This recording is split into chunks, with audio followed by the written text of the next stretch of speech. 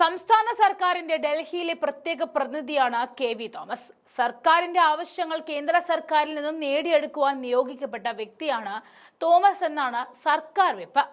വയനാട് ദുരന്തം ഒരു നാടിനെ ഒന്നാകെ വിഴുങ്ങിയപ്പോഴും കേന്ദ്ര സർക്കാരിൽ നിന്നും ഒരു രൂപ നേടിയെടുക്കാൻ കെ.വി. തോമസിന് സാധിച്ചിരുന്നില്ല.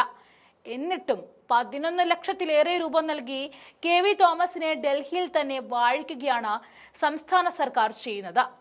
ആശാ വർക്കർമാരുടെ സമരത്തിൽ സമവായം കാണുക എന്നതാണ് നിലവിൽ കെ.വി. തോമസിന് മുന്നിലുള്ള ദൗത്യം. കേന്ദ്ര സർക്കാർ ഫണ്ട് അനുവദിക്കണമെന്ന് ആവശ്യപ്പെട്ടുകൊണ്ട് ധനമന്ത്രി നിർമ്മല സീതാരാമനെ കാണാൻ പോയി കെ.വി. തോമസിന് സംഭവിച്ചത് ദുർവിധി തന്നെ.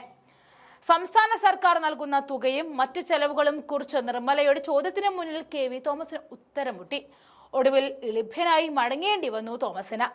കൃത്യമായ കണക്കുകളും റിപ്പോർട്ടുകളും ഇല്ലാതെയായിരുന്നു തോമസ് നിർമ്മലയ്ക്ക് മുന്നിൽ എത്തിയത്.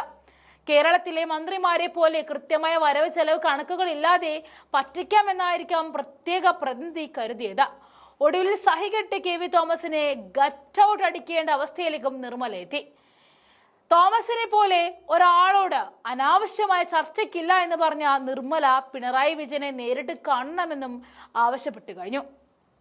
നിർമ്മലയുടെ ആവശ്യപ്രകാരം ഈ മാസം 11, 12 തീയതികളിൽ ഡൽഹിയിലെത്തുന്ന മുഖ്യമന്ത്രി ധനമന്ത്രിയെ നേരിട്ട് കണ്ട കേരളത്തിന്റെ ആവശ്യങ്ങൾ പങ്കുവയ്ക്കും. ഇവിടെ എടുത്തു കാണേണ്ടത് കെ.വി. തോമസിന് ഡൽഹിയിലെ റോളിനെ കുറിച്ചാണ്.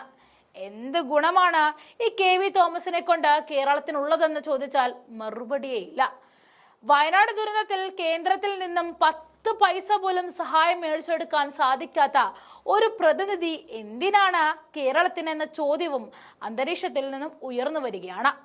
കേന്ദ്ര സർക്കാരുമായും ഉദ്യോഗസ്ഥരുമായും ചർച്ചകൾ നടത്തി കേരളത്തിന്റെ താൽപര്യങ്ങൾ ദേശീയ തലത്തിൽ സംരക്ഷിക്കാൻ നിയോഗിച്ച പ്രത്യേക പ്രതിനിധിക്കായിട്ട് സംസ്ഥാന സർക്കാർ ഇതുവരെ ചെലവഴിച്ചത് 57,41,897 രൂപയാണ്.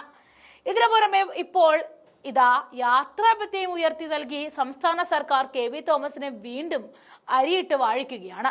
പ്രതിവർഷ തുക 5 ലക്ഷത്തിൽ നിന്നും 11.31 ലക്ഷമാക്കാനായിട്ട് പൊതുഭരണ വകുപ്പ് ധനവകുപ്പിന് ശുപാർശയും നൽകി. കഴിഞ്ഞ ദിവസം നടന്ന സബ്ജക്ട് കമ്മിറ്റി യോഗത്തിലായിരുന്നു കെ.വി. തോമസിന് യാത്രാഭത്ത കൂട്ടണമെന്ന ആവശ്യം ഉയർന്നത്. നേരത്തെ കെ.വി. തോമസിന് യാത്രാഭത്തയായിട്ട് പ്രതിവർഷം 5 ലക്ഷം രൂപയായിരുന്നു അനുവദിച്ചിരുന്നത്.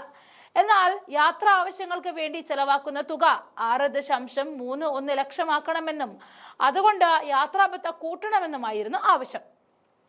ഇത് പരിഗണിച്ചാണ് പൊതുഭരണ വകുപ്പ് ധനവകുപ്പിന് ശുപാർശ നൽകിയത്.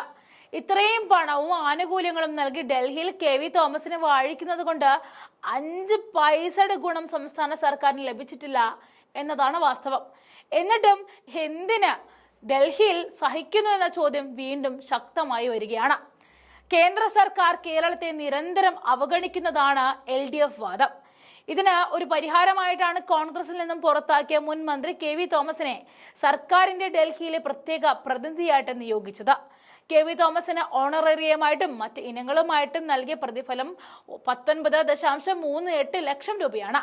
കെ.വി. തോമസിന്റെ ഓഫീസിലെ ജീവനക്കാർക്കുള്ള ശമ്പളവും മറ്റ് അലവൻസുകളുമായി നേരത്തെ തന്നെ നൽകിയത് 29.75 ലക്ഷം രൂപയാണ്.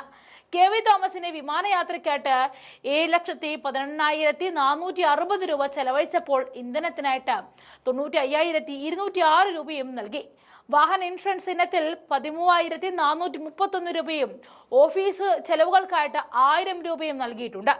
2021 ജനുവരി 19 സർക്കാരിന്റെ പ്രത്യേക പ്രതിനിധിയായിട്ട് കെ.വി. തോമസ് ക്യാബിനറ്റ് പദവിയോടെ ചുമതലയേറ്റത്.